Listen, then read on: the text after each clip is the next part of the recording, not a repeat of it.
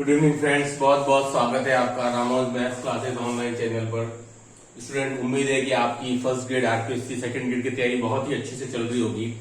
Student देखिए, आज हम डिस्कस करेंगे अपने इस वीडियो में कि आपको पता है कि सेकंड ग्रेड में अभी आपके केवल 3 महीने ही बाकी हैं, है ना। 3 माह बाकी है, मतलब कि ओनली 90 डेज लेफ्ट है।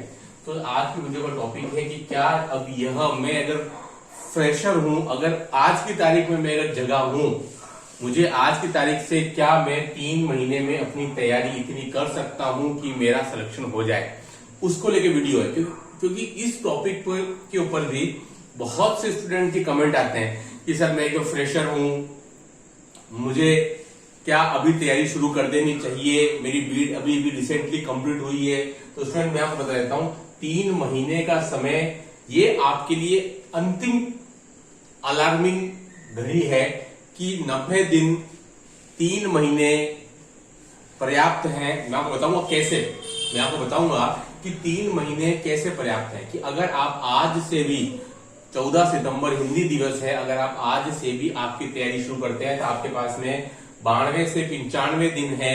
तो आप कैसे अपनी तैयारी करें कि आपका सिलेक्शन हो जाए, उसके लिए आज वीडियो जो मैक्सिमम स्टूडेंट के दिमाग में चलता रहता है। चलिए देखिए स्टूडेंट, वीडियो शुरू करते हैं। वीडियो लास्ट तक देखें, बहुत ही इंटरेस्टिंग वीडियो है।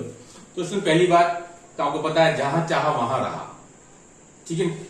जैसा आप चाहेंगे वैसा आपका रास्ता मिल जाएगा, रास्ता मिल जाएगा तो मंजिल भी मिल जाएगी। अब देखिए 3 महीने कैसे काफी हैं स्टूडेंट, मैं आपको बता देता हूं। अगर हम मैथ्स सेकंड पेपर की बात करते हैं, मैथ्स सेकंड पेपर की बात करते हैं, तो आप किस प्रकार से तैयारी कर सकते हैं कि अगर आप आज से भी तैयारी करने बैठते हैं तो आपके लिए सिलेक्शन देने वाली वो तैयारी हो सकती है। देखिए स्टूडेंट, अब ये बात तो कंफर्म हो सकती है स्टूडेंट कि मैथ्स में सिलेक्शन का दूसरा नाम है प्रैक्टिस।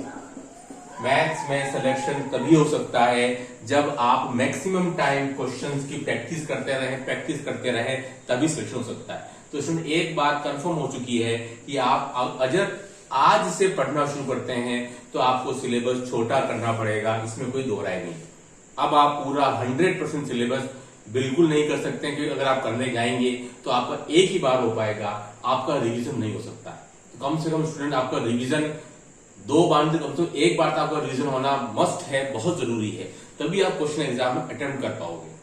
तो ये बात तो कंफर्म हो गई कि अभी आपको सिलेबस छोटा करना पड़ेगा, ठीक है। आपका जो सिलेबस है स्टूडेंट वो छोटा करना पड़ेगा। कितना छोटा?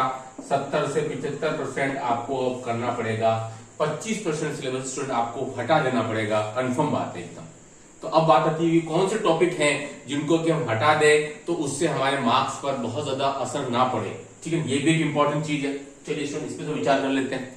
एक बात तो कंफर्म हो गई कि मैं अगर आज से तैयारी शुरू करता हूं तो मैं बिल्कुल अपने दिमाग से ख्याल निकाल दूं कि मैं पूरा सिलेबस कर लूंगा। अब नहीं हो सकता है, खत्म हो गया अभी चांस, ठीक है। अब जैसे जैसे आपके दिन घटते जाएंगे एग्जाम के लिए, वैसे वैसे आपका सिलेबस छोटा होता चला जाएगा, ये कंफर्म बात है। लेकिन आप 70 से 75% सिलेबस करके भी आप सिलेक्शन पा सकते हैं, क्योंकि स्टूडेंट मेरिट 50% से अबव नहीं है जनरल कैटेगरी में भी, नॉन टीएसपी, इसलिए मैं बात कर रहा हूं। तो स्टूडेंट अब बात करते हैं कि 70 से 75% सिलेबस में कौन से टॉपिक्स आएंगे जिनको कि मैं कर लूं तो मेरा काम चल जाएगा। तो सुन देखिए, आपका जो 11th 12th का जो बात है मैं कर रहा हूं, उसमें अगर आप देखेंगे स्टूडेंट तो 3 मेन टॉपिक्स हैं। अगर आप बात करेंगे स्टूडेंट अलजेब्रा, अगर आप बात करेंगे कैलकुलस, और अगर आप बात करेंगे 2D, ये 3 जो मेन पिलर हैं आपके सिलेबस के। उसके अलावा तो आपका वेक्टर्स बच गया, ट्रिग्नोमेट्री बच गया, स्टैटिस्टिक्स बच गया और प्रोबेबिलिटी, वो सिर्फ इजी है। ये खास 3 पिलर है। एक बात कंफर्म है कि आपको इन तीनों में से एक को ड्रॉप करना ही पड़ेगा, एक को ड्रॉप करना ही पड़ेगा। उसमें मैं सजेशन दूंगा आपको कि आप अलजेब्रा करें और आप कैलकुलस करें। आप चाहे तो 2D को ड्रॉप कर सकते हैं, क्योंकि अपने आप में बहुत ही लेंदी है 2D वाला। आपका पॉइंट से शुरू करके और लास्ट में हाइपरबोला तक जाता है। 7 टॉपिक है स्टूडेंट, काफी लेंदी है। लेकिन मैं आपको सजेस्ट करूंगा स्टूडेंट, क्योंकि आपको छोड़ना ही पड़ रहा है, ये तो पक्की बात है, सारा नहीं कर सकते हो। या तो आप ये तीनों कर लो और उधर से आप वेक्टर छोड़ दो, आप ट्रिग्नोमेट्री छोड़ दो। उसके लिए मैं आपको सजेस्ट नहीं करूंगा, क्योंकि वेक्टर अपने आप में छोटा टॉपिक है और बीएससी पार्ट में भी है, उसका बेसिक है। तो मैं आपको वेक्टर के लिए कभी नहीं बोलूंगा कि आप छोड़ो। उधर स्टैटिस्टिक्स और आपका प्रोबेबिलिटी वो भी इजी है और आप आधे क्वेश्चंस को सोल्व कर सकते हो, इसलिए उसके लिए भी नहीं बोलूंगा, वो तो आपको करने ही करना है, ठीक है। ट्रिग्नोमेट्री में कोई प्रॉब्लम नहीं, उधर हाइट एंड डिस्टेंस आ रहा है, वो आपका पढ़ा हुआ रहता है।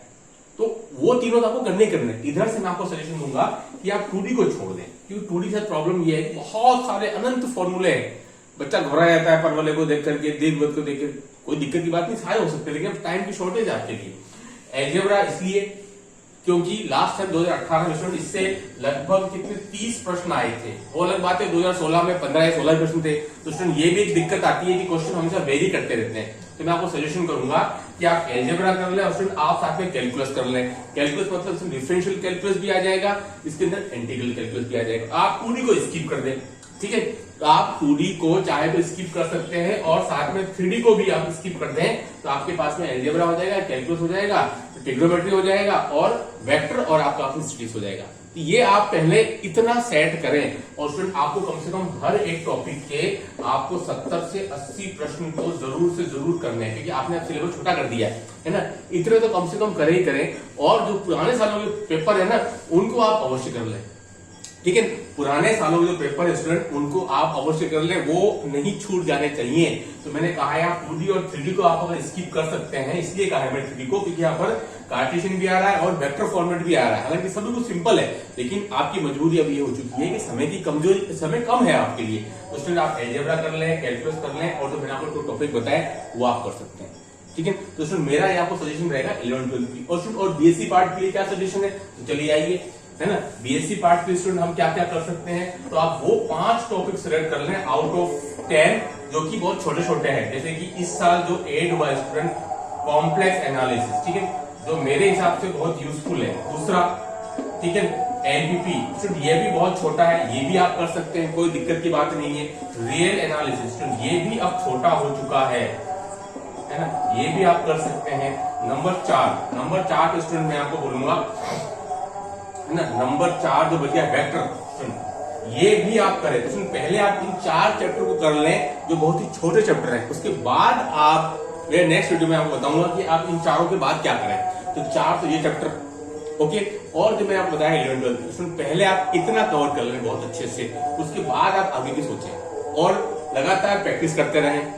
हर टॉपिक की 70 से 80 आप क्वेश्चन कर लेंगे, है ना। तो मैं कह रहा हूं आपको कि 90 दिन में भी आपकी तैयारी हो सकती है। समय अभी निकला नहीं है हाथ से, मुट्ठी बंद करके रखिए, अभी रेत फिसली नहीं है, अभी भी समय है, आप चाहे तो कर सकते हैं, कुछ भी मुमकिन है, सब आपकी विल पावर पर डिपेंड करता है, ठीक है।